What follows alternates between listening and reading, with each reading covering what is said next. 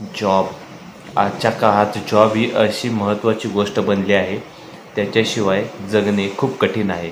जे गरिबीतनं वर येतात, जे मध्यमवर्गीय आहेत, त्यांना जॉब केल्याशिवाय पर्यायच नसतो. कारण की व्यवसायात उतरायचं म्हटल्यावर खूप असं नॉलेज घेऊन उतरायला लागतं.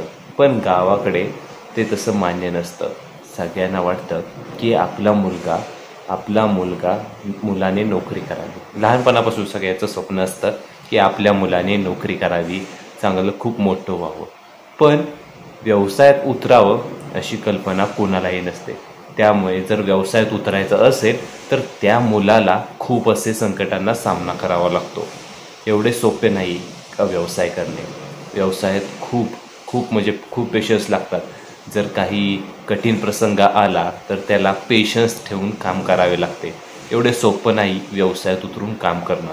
नोकरी करायची म्हटल्यावर दररोज तुम्हाला सेम टाईम टेबल फॉलो करावे लागते.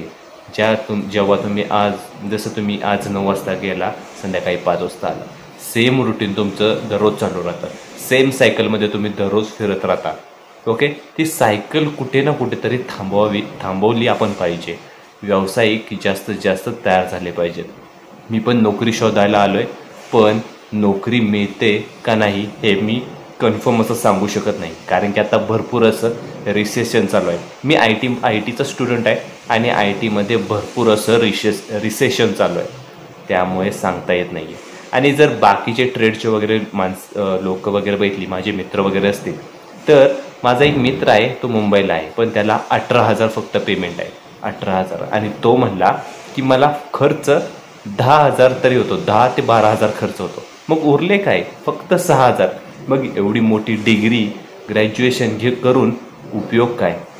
हा तर मोठा प्रश्न उभा राहतो की एवढं मोठं ग्रॅज्युएशन करून फक्त 6,000च्या नोकरीसाठी आपण एवढं हार्डवर्क केलं. आतापर्यंत एवढं हार्डवर्क केलं, 10वी केली, 12वी केली, डिप्लोमा केली असेल, डिग्री केली असेल, तर एवढ्याशा पगारासाठी आपण केलं. तर आपण फक्त काय करतो माहिती का, तर सर्वाईव्ह होण्याचा प्रयत्न करतो. पण पुढे जी पिढी येईल तर सर्वाईव्ह करणं म्हणजे खूप मोठं अवघड आहे. कारण की सर्वाईव्ह जर आपण करत बसलो तर आपण कधीच मोठं होऊ शकत नाही. सर्वाईव्ह करणं टाळलं पाहिजे. आपल्याला काही ना काहीतरी असं वेगळं केलं पाहिजे, जेणेकरून आपला दृष्टिकोन चेंज होईल. आपली येणारी पुढची पिढीला त्रास होणार नाही आणि ते आपल्याला म्हणतील की सॅल्यूट आहे आमच्या वडिलांना, ज्यांनी खूप मोठं असं चांगलं काम केलं आणि आता आम्ही चांगलं वगैरे आम्हाला आता चांगल्या परिस्थितीत त्यांनी आणून ठेवले. तर हा असे आत्ताचं सिच्युएशन आहे. बेरोजगारी तर वाढतच चालली आहे. व्यवसाय करणे पण एवढं सोपं नाही आहे. हे तर मोठा प्रॉब्लेम आहे. आणि कोरोनामध्ये भरपूर असं आपण भरपूर असं मागे गेलो आणि आता कोरोनाचा साथ झाला तसा ज्या पेंडिंग बॅचेस होत्या ना, त्या पेंडिंग बॅचेस डायरेक्टली आल्या शहरामध्ये वगैरे जॉब वगैरे शोधण्यासाठी. त्यामुळे पब्लिक जास्त वाढले आणि काय झाले, बाकीच्या ट्रेडमधले लोक सगळ्यांना काय वाटतं, आय टीमध्ये भरपूर पगार आहे, त्यामुळे ते आय टीमध्ये डायरेक्ट कोर्स वगैरे करून स्विच होत आहेत. पण जे मेन आय टीमध्ये आहेत ना, त्यांना भरपूर असा प्रॉब्लेम होतो आहे. मी पण मेन आय टी स्टुडंटच आहे. मला भरपूर असा प्रॉब्लेम फेस करावा लागतो आहे. जॉब मिळत नाही आहेत. कॉल वगैरे येणं तर सोडा, कुठूनच काही रिप्लाय येत नाही आहे.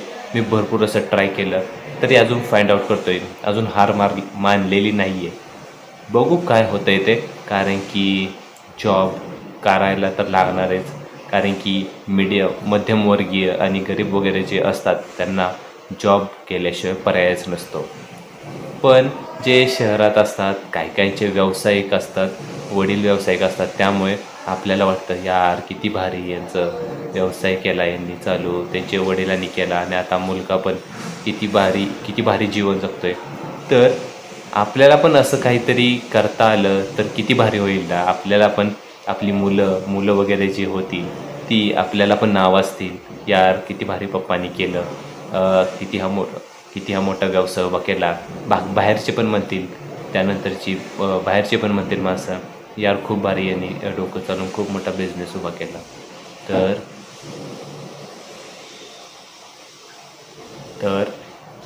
तर काय करावं ह्याच सगळ्यांना प्रश्न आहे. आजची पिढी खूप खूप खूप म्हणजे खूप टेन्शनमध्ये, कारण की पगार पण जास्त देत नाही आहेत कुठे. मुलांना काय करायचं आहे, घरच्यांना वगैरे सांभाळ करण्यासाठी मुलांना कष्ट तर करावेच लागत आहेत. खूप हार्डवर्क करत आहे. शिफ्ट, नाईट शिफ्ट, मॉर्निंग शिफ्टमध्ये काम करून त्यांना पैसा कमवावा लागतो. पण शहरात पैसा भरपूर असा खर्च होतो, खाण्यापिण्यावर खर्च होतो, तब्येतीवर कुणाचं लक्ष राहत नाही. तब्येत पण वाढत चालल्यात मुलांच्या, तब्येतीवर लक्ष राहत नाही, खाण्यापिण्याचा पण त्रास होतो. आपण घरी जेव्हा असतो ना, तर आपण घरी आई भरपूर असं खूप असं चांगलं करून खायला घालते. पण तोच मुलगा जेव्हा शहरात येतो ना, तेव्हा त्याला एवढं ॲडजस्ट करणं एवढं सोपं नसतं. खायला मिळत नाही, कारण की जाईल तिकडे आपल्याला पैसे मोजावे लागतात. त्यामुळे आणि आपण तर आलेलो असतो पैसे कमवायला, पैसे मोजावे लागतात, द्यावे लागतात. आणि कमी पगार असला तर मुलगा कासकूस करतो, कारण की त्याला घरी पण पैसे द्यावे लागतात. तर असं काही सिच्युएशन आहे.